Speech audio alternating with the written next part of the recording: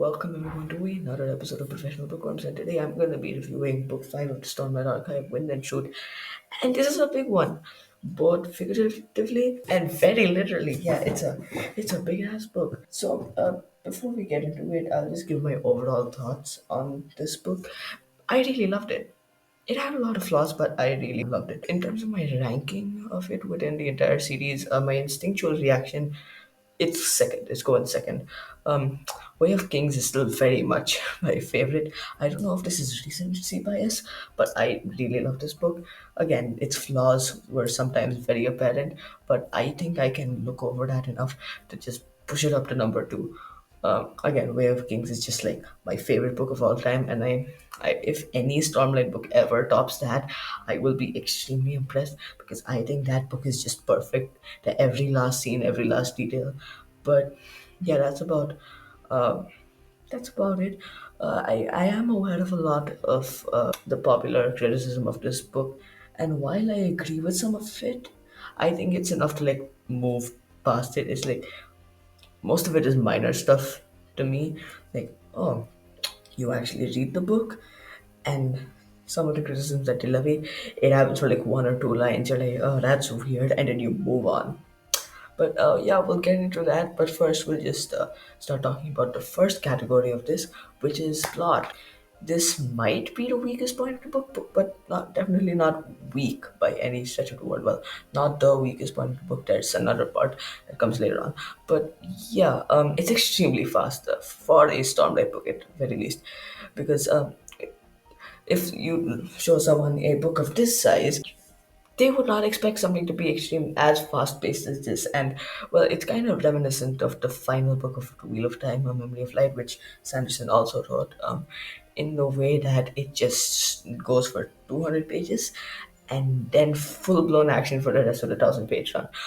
And in that way, it also feels a lot like a direct continuation of Oathbringer, even though there was a war in between. Not a continuation, but rather just like in the same vein as Oathbringer, which my friend Rishikesh, his main thing about Oathbringer is that every scene counts, every scene has some value to it, every scene is absolutely meaningful.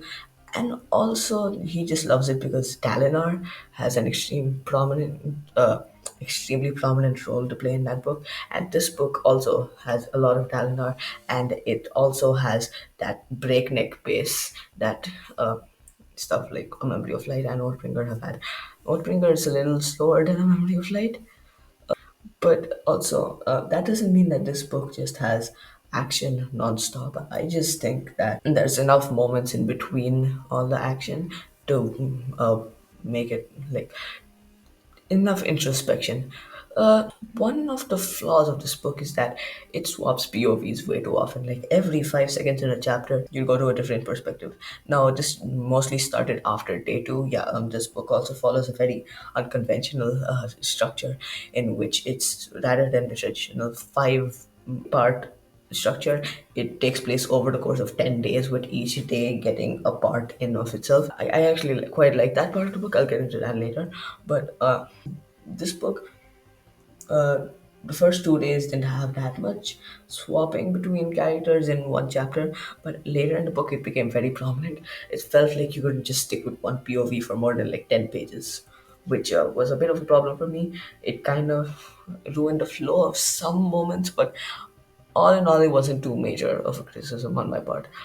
Uh, now this book has three main plot lines and a couple of side plot lines that kind of trail after the main ones. Kaladin and one follows Kaladin and Zet, one follows Adolin, and one follows Dalinar and Navani and Shalan and Renar and then Erlane. And out of these three, I think Adolin's was actually my favorite. In the notes it says Kaladin and Zet. That was a bit of a typo, but yeah, Aliens was just a really good goddamn plot because Alien is a character that I loved in the first four books, but it didn't really go beyond surface level. Like I liked him as a character, I liked his personality, not much else beyond that. But in this book, you can really feel how amazing Alien really is, because God damn it, there were so many moments in, and this isn't the sentiment that's just held by me. This is held across all of BookTube, which is like every single person. Alien is just an absolute highlight of this book, which is not what anyone was expecting. Everyone was expecting him to be just like kind of a footnote to the larger scheme of the book. No, he's one of the biggest plot lines within the book. Like, his story arc starts from day one, day two, and then day three it just goes into full force. And so many of the journeys that happen within his plot line, so many of the moments just pack an incredible punch. And I'm very happy to say that. Caitlin is a character who I've always liked, but never really felt much about. Like, I liked him, didn't go much beyond that. But in this book, he's easily become one of my favorites. I love Halen in this book. Then Talon and Zed follows close after, because their plotline was actually just really great. Because well, I can't really get into spoilers here because it is a spoiler-free review. But Kaladin and Zed, if you've read Rhythm of War, you know what's gonna happen. You know what the main plotline that their thing follows. But Kaladin and Zed, it was really compelling. The character of Zed in particular was really, really expanded upon. I'll get into that in the character section. But yeah, again, it was like non-stop action.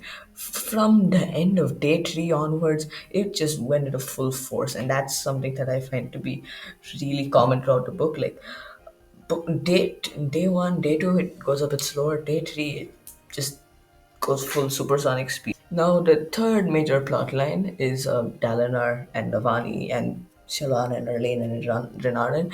And their plotline was good, but you could definitely feel a lot more flaws within that plotline compared to the other two. Um, Kaladin and Zet and aliens, there were flaws, but they weren't as noticeable as it was to me for Dalinar and Navani. And I'm not going to say the whole thing, I'm just going to say Dalinar and Navani. Um, it's mostly Dalinar's plotline. Dalinar, oh my god, Dalinar. It was so amazing within this book. Again, that's for characters. But every single thing that happens in the Dalinar and Navani plot feels like a lot of it is great, but a lot of it also kind of falls flat at some specific points, which is kind of weird to me because generally Dalinar subplots are really great within these books. But all in all, it was just a handful of scenes, but and some of the writing of the plotline, like the pacing, some of the moments just didn't hold as much emotional weight as I thought they would have. But part of that might be because I was kind of rushing to finish this book in the middle of it. Um, I feel like that's on me, because if you're just trying to knock out like 300 pages a day, you're gonna get pretty burnt out pretty quickly. I mean, it varies for different people, but for me, like, I was just in school and I had nothing to do but read. So that's about it. But honestly, I feel like if I had just taken the time to actually properly read the goddamn book, then I would have been much more. I mean, I read it, but like just took my time with it a bit more. I would have liked that plotline a lot more. Kaladin, Aelin, and Zet's plotlines were still absolutely great, even with my stupidity in rushing through it. But Dalinar's, I felt, suffered because of me. Of course, that it might not just be me. It might just be something. I'm not sure because, well, it'll have to wait for the second read through. But we'll see. Yeah. Um, then in the next section, the ending of the book is just absolutely freaking amazing. This is pretty conventional for a Sanderson book. Almost every Sanderson book has an ending that'll absolutely blow you away. There are a few exceptions to that rule. If I had to think off the top of my mind, maybe Tress, but I still think Tress's ending was really good. Tress is a good example. God, let's say Alloy of Law. Alloy of Law. The Alloy of Law didn't really have much of a. Alloy of Law's ending was kind of underwhelming, but this is not the case. Day 9 and Day 10 were some of my favorite reading experiences of all time.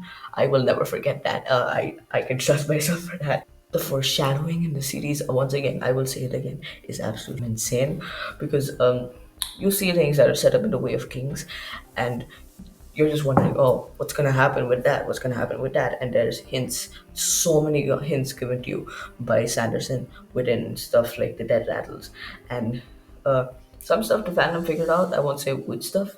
Um, it definitely made some of the reveals a little bit more underwhelming because I was like, everyone saw that coming, but at the end, the emotional weight they held was because let me tell you, the this is a book of extremes when it comes to emotions because it can just push you to so many different places of emotional, like absolute, it's like the absolute breaking point of emotional of emotions that it makes you feel, because at some points it can make you feel absolute despair, some points it can make you feel just absolute, so much hope, and in most moments it's somewhere in between, which is where I find the book to shine. It's just, it's a book that makes you feel shit, and I I appreciate that. Thank you. This is like the closest that I've ever gotten to crying for a book. By the end of it, I was shaking. I was actually shaking while holding the book. I was holding it, and I was afraid that the amount that my that my hand was shaking would rip the book apart because I had like this much left, and if I'm shaking too much, it's a stupid fear, but it's a fear nonetheless. Um, don't fall. Got a whole setup for you. God. Now I want to stress this is not the ending of the series, but it is definitely an ending. Okay, it is an ending. Don't expect it to be the end of the whole series. Don't expect it to tie up all the loose ends because it's still it opens up more questions than it answers. It's somewhat satisfying, but you're definitely gonna have to read book six after this, and that's coming out in 7 years. Yeah, I'm 15 right now, so in that's like half my life up till now. I'm gonna have to wait another half my life for book six. Anyway, not dwelling on that. And yeah, the ending is again absolutely amazing, but Jesus Christ, it opens up a lot of questions, and it is equal. No wait, that's a spoiler. It is equal parts conclusion as it is a new beginning, which is how pretty much how I expected it to go, because this is not the end of the series. This is the end of the first arc of the series. If you don't know, Stormlight is going to be split into two parts, but two arcs, and I doubt that you're watching this and you don't know that.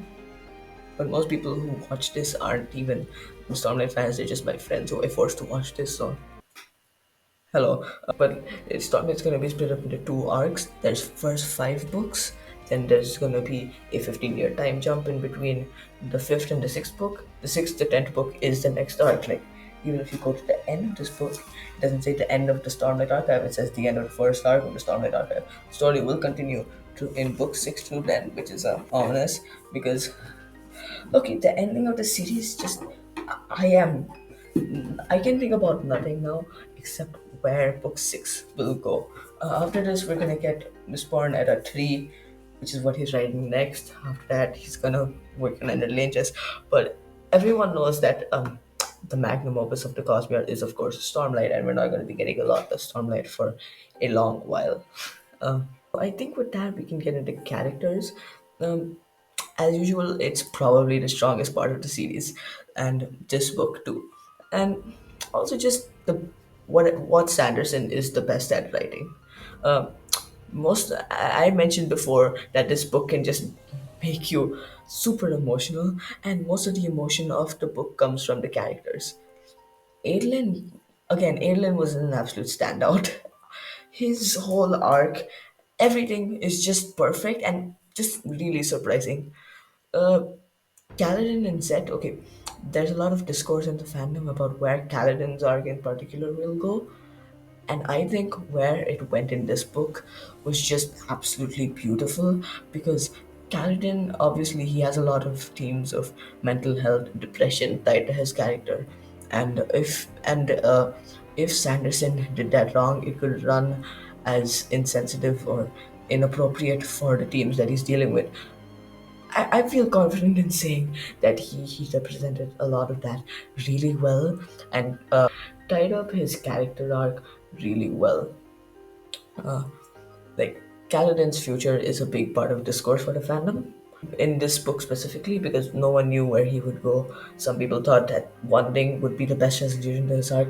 Some people said no, that makes no sense. I was one of those people, uh, but I think that what happens in this book is just absolutely amazing, and I with Kaladin, and it's of course Zet is a character who before I was intrigued by, but I never really cared much for him or was really like invested in him.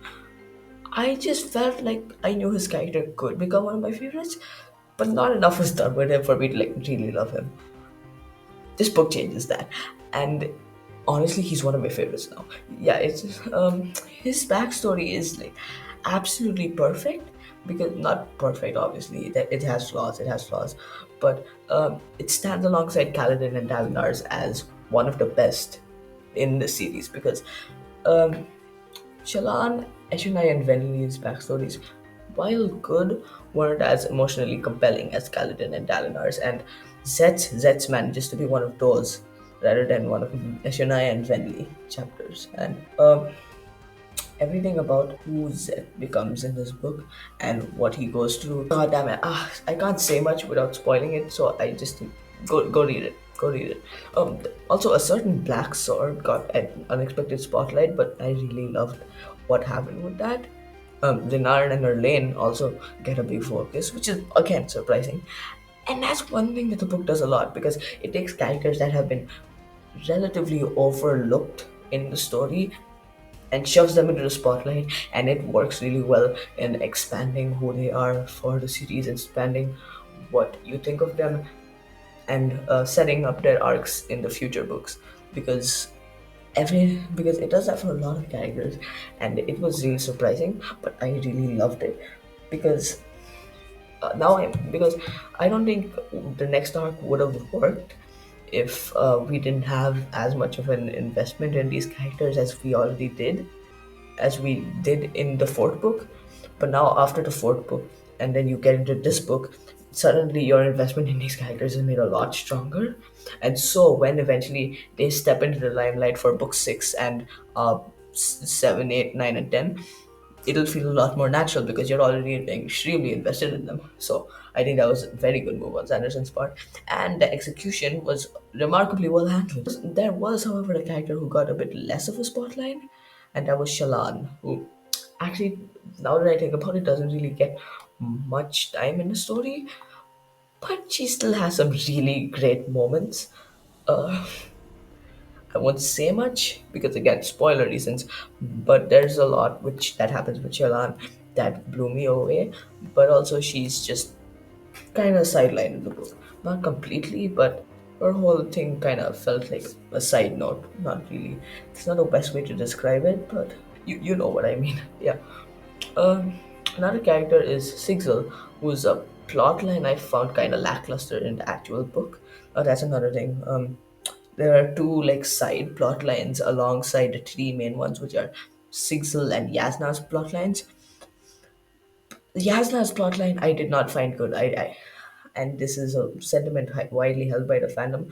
Yasna's scenes were not good. I don't think, especially one scene. I know that she's going to be the focus character of the final book in the series. That's subject to change. I just hope that it gets better because how her story was handled in this book just wasn't my favorite. I didn't really like that. Sixel's character was interesting in this book, but I don't think we really had enough time with him to be invested with him. His future in the Cosmere, which you'd already know about a fair deal about if you've read a specific other Cosmere novel, is extremely heavily foreshadowed in this book. And you can, if you've read that book, you probably know almost exactly what's going to happen with him in this. So that's something. So I actually say maybe read that afterwards. After that, there's just world building, and this book does wonders for that because both the worlds of Roshar and like the overall Cosmere are just completely expanded upon, like very well in this book, and it just raises a lot of questions because the history of Roshar itself just comes alive. the planet comes alive, the forces that guide it come alive, and that's just something that I find like found really great about the book, because it takes what was set up in the Way of Kings, Words of Radiance, Oathbringer, and Rhythm of War, and just expands upon them so much, because it answers a lot of mysteries about the world that have been scratching away at our heads for such a long time at this point, and it does that really well. Um, it also delves into some aspects that we've never really gone into before, because for example, like Shinovar, we haven't really seen much of Shinovar before. Actually, we have barely seen any of Shinovar. It was in the prelude to the Stormlight Archive, but other than that, it's not a very present setting within the series. But in this book, Shinovar is big, obviously. That's kind of my piece on Shinovar. Rhythm of War, a lot of people didn't like because of all the magic system stuff, and uh, while some of it is still present here, it's definitely toned down. I really like the magic system stuff in Rhythm of War. Loved it, in fact. I think it was really well handled. It was probably one of my favorite parts of the book. I can tell why people didn't like it. It was just my personal thing. I really like those sections because it made spoilers gone.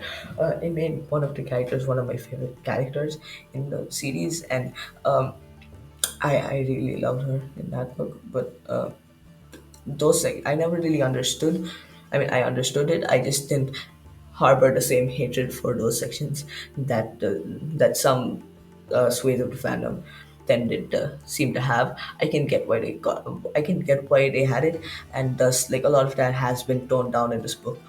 And then from there, I think we can get into like the biggest complaint about the book, which is the prose. At some points, it's definitely noticeable that the wording is a bit sloppy, the dialogue is a bit heavy handed. I can definitely see a lot of that. In my own personal opinion, the criticism is kind of overblown. It's definitely noticeable at the beginning, and at certain points, it's glaringly there. But as the book goes on, the prose gets much, much better, and it's much less noticeable. There's still moments, but a hell of a lot less. And in the end, I think the positives really outweigh the negatives, because while the prose problems are there, again, they kind of get toned down as the book goes along, which is enough to really not make it a problem for me. If it had gone on throughout the whole book, maybe I would have cared. But then again, I doubt it, because just the way that the plot, characters, and the world building have been handled are just really great. Because okay, I maybe it's because I'm younger, maybe it's because I'm less experienced in prose, but it I've never really found Sanderson's prose to be as abysmal as so many people have declared it. Never got that. Um, it, it immerses me, and that's really all I care about. Good prose is, of course, appreciated as well. That was one of my favorite parts of This Is How You Lose the Time War. But I've always liked Sanderson's prose to some extent, because that's always what he's been aiming for, and that's what he accomplished. So that's my piece on it. And like when there are those moments where the prose is a bit sloppier in this book, you can just read it, you can look at it and go, oh, that's kind of sloppy, and then ignore it completely. It's that unnoticeable to me. It does not matter at all, because in some points it's noticeable. Most of the time, it's a bygone. It happens, it's done, move on. In my opinion, like I can see the criticisms. I don't know if it's just that I'm less experienced. I really don't get that, and that brings me about to the end of this review. I gave this book a 97.5 out of 100 compared to my 98 out of 100 for The Way of Things. As you can tell, I really liked it. There were some negatives to the book, but all in all, I really loved it. Yesterday I finished this book. Like I stayed up till 12 a.m. finishing it. And today I actually like re-listened to a part of the audiobook, just thinking about it. Like I re-listened to the ending. It still hits. It still hits really well. Go read it if you haven't yet. Stay safe from spoilers. I will smell you later.